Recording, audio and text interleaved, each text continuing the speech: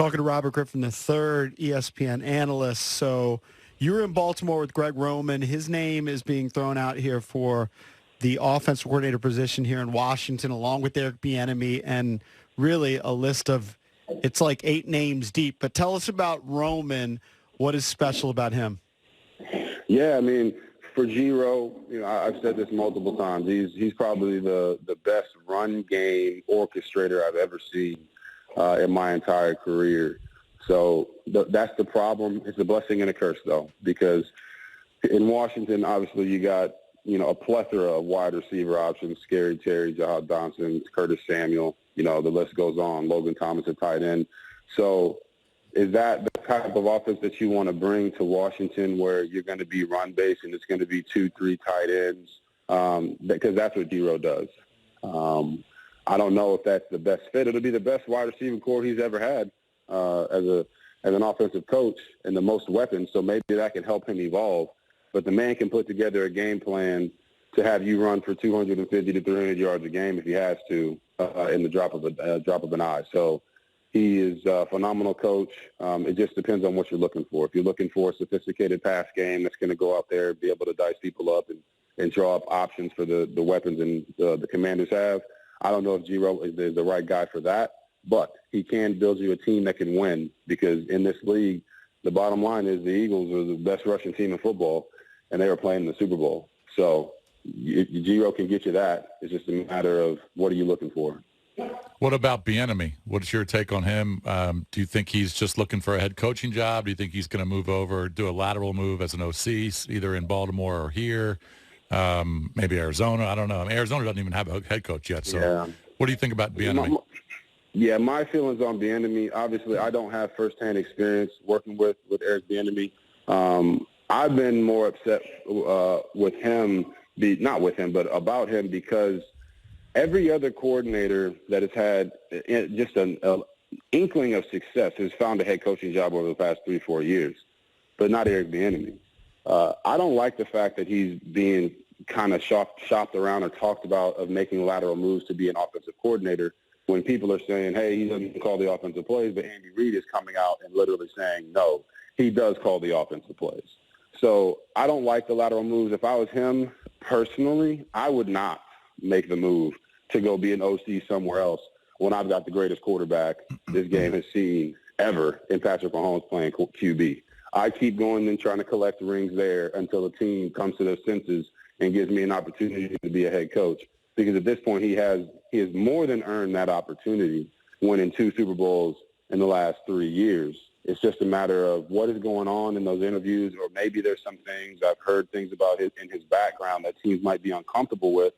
But at this point, has he not shown that he's grown from any mistakes he made in the past? Has he not shown that he can go out there and devise a great offense and be a leader of men? Those guys in that locker room love him to death. So I just feel like him making a lateral move isn't something I would do just professionally. I'd stick in Kansas City until I get that head coaching job.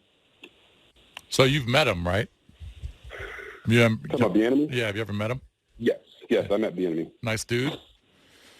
No, he's a great dude. Yeah. I mean, just listen to him talk, right? Now, here's the thing that, and this conversation could go on for 40 minutes, and it won't, I promise you. But when you talk about being a head coach, it's not about X's and O's. Being a head coach is about being a leader of men. Can you lead men? When you listen to a guy talk, do you feel inspired? When you're around a guy, do you feel like playing harder for that guy? And from what I see on tape with Eric Bieniemy, and it's definitely obviously a rub-off of Andy Reid as well, guys gravitate towards him. When he tells a story, I kind of want to listen, Those are the kind of guys that can be great head coaches, because it's not about can you call the best play or can you call the best defense. It's about can you get the most out of the guys that you're leading. And I feel like Eric Bieniemy is that type of guy. Hey, last question before we let you go. We just kind of, not kidding around, but we were just looking at, there was an article about Carson Wentz's potential destinations next season. And I know you're kind of, with me, you're kind of a Carson Wentz guy. Like you thought he had some ability that could work. It didn't work here, obviously. So he's going to be looking for a new spot. If you were advising him, or if you had to guess, where does he end up next year? Various openings, like Carolina's out there, obviously, with Reich. Some have suggested, Tampa is going to be looking for somebody. Some of these guys might need a bridge quarterback for a year or two. Or might it be hard for him to find a job? Ooh, I don't know if it'll be hard for him to find a job. It's just a matter for what does Carson want to do? Mm-hmm. Does Carson want to be a bona fide starter where he comes in and they just hand it to him? I don't know if that opportunity is really going to be out there, guys. Mm-hmm. Is he willing to come in and be a backup? I don't know if he wants to do that. Mm-hmm. In this league, the way with injuries this past season and really just historically, there were a lot of backup quarterbacks that played this year. Maybe the most ever. I think so, yeah. Being on the team is just as important as being the starter at this point, because you're probably going to get an opportunity to play with the way that injuries are happening at the quarterback position. So to me, it just comes down to Carson's mindset. Would he go to Carolina? I think he would, but does Frank Reich want him in Carolina? I don't know. He brought him to Indy. That didn't work out, and they traded him. So I don't know if they would revisit that again. But Tampa Bay's in a bad spot because they don't have Tom Brady anymore, and they've only got one quarterback on their roster in Kyle Trask. Is that a good spot for Carson Wentz? Yeah.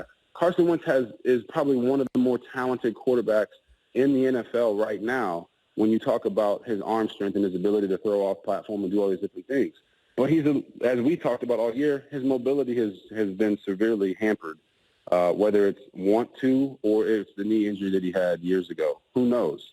But at the end of the day, I think it comes down to what does Carson Wentz want to do? Because if he walks in a building and he competes to be a starter anywhere in this league, you could make the argument that he's probably one of the top 32 quarterbacks.